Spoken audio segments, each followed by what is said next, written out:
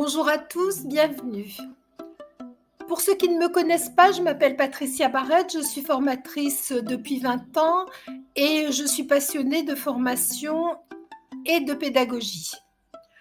Mon but, en partageant des vidéos, des articles, des anecdotes, c'est de peut-être vous aider dans la création de vos formations et dans votre apprentissage. Cette vidéo est la première d'une série que j'ai l'intention de faire sur les théories psychologiques. Cette première théorie est l'autodétermination. Donc la théorie de l'autodétermination, elle a été développée par des psychologues, Édouard Deci et Richard Ryan, et c'est un modèle pour la motivation humaine qui met l'accent sur 3 besoins innés, c'est-à-dire le besoin d'autonomie, le besoin de compétence et le besoin de relations sociales. Les 3 clés de l'autodétermination sont donc l'autonomie, les compétences et les relations sociales. L'autonomie. Mais l'autonomie, c'est le besoin de sentir qu'on a le contrôle de nos actions et qu'on est l'auteur de notre vie. La compétence, c'est d'être efficace dans des situations diverses, d'avoir le désir de s'améliorer et d'avoir envie de maîtriser de nouvelles compétences. Le social. L'être humain est un être social. Donc, il a besoin d'appartenance à un groupe et il a besoin d'avoir des contacts, des relations, d'être connecté avec les autres.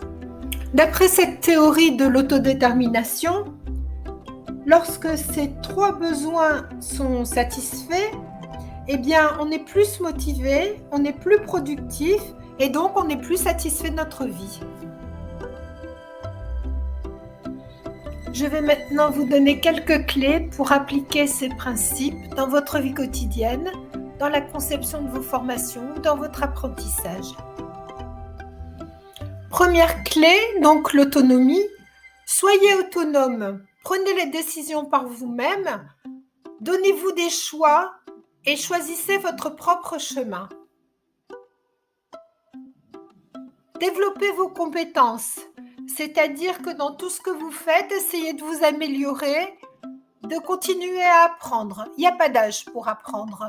Et c'est une clé pour votre bien-être.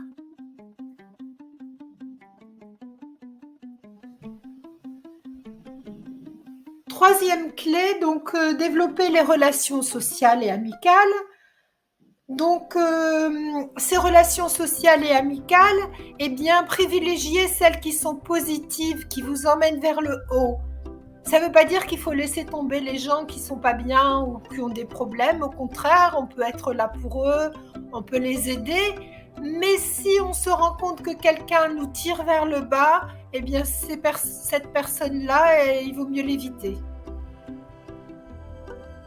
Alors, c'est important d'avoir un équilibre entre ces besoins et pas seulement privilégier seulement un ou 2. Les 3 sont importants. Donc l'autonomie.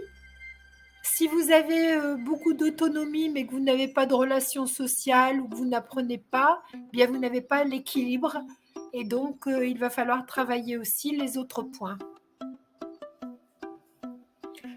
Maintenant, je vais vous donner quelques idées pour appliquer cette théorie de l'autodétermination dans vos formations, si vous êtes formateur et que vous devez concevoir des formations, ou bien dans vos apprentissages, quand vous êtes apprenant, eh bien, comment vous pouvez utiliser cette théorie pour vous aider dans vos apprentissages. Donc, en tant que formateur, il faut favoriser l'autonomie des apprenants.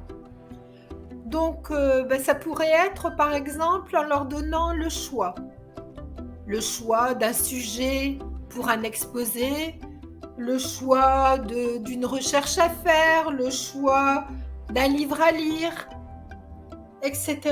En fait, c'est très important de leur laisser de l'autonomie parce que ça va les motiver à apprendre. En tant que formateur, vous êtes là aussi pour encourager les apprenants à développer de nouvelles compétences. Offrez-leur l'occasion d'apprendre, de mettre en pratique et ainsi de développer petit à petit des nouvelles compétences. Encouragez-les. Insistez aussi sur la valeur de l'apprentissage continu. Pour la dynamique de groupe, il faut favoriser les relations positives. Donc donner du travail en collaboration ou en coopération et veiller à ce que celui-ci soit réalisé dans le respect des uns des autres. Vous pouvez aussi encourager le soutien mutuel. Vous pouvez créer des moments de convivialité. Donc, comme dans la vie privée, eh bien, en pédagogie, il faut chercher un équilibre.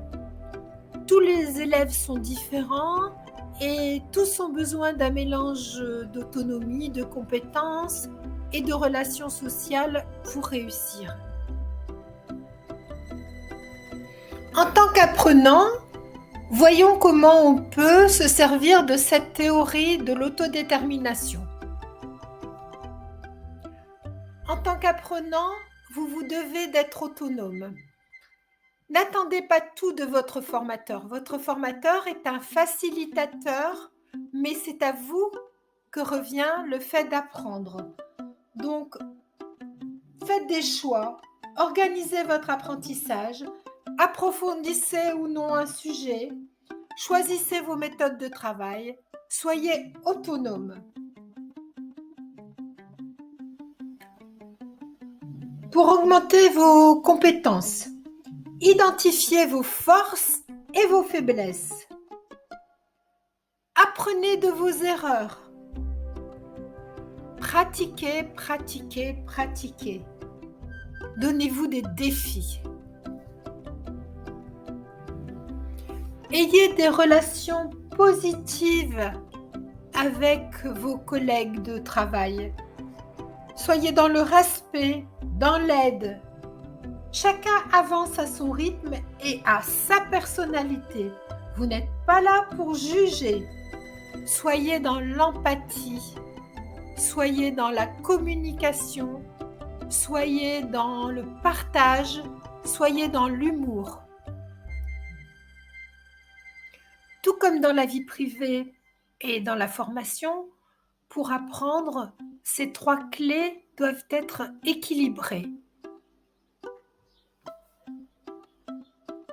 J'espère que cette vidéo vous a plu. N'hésitez pas à approfondir cette théorie d'autodétermination.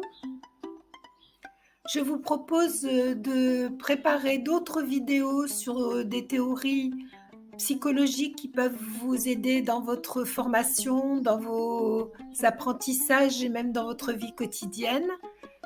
Si cela vous intéresse, merci de mettre un commentaire ou de liker, éventuellement de partager. Vous pouvez aussi vous abonner donc à ma chaîne ou à ma page Facebook. Merci.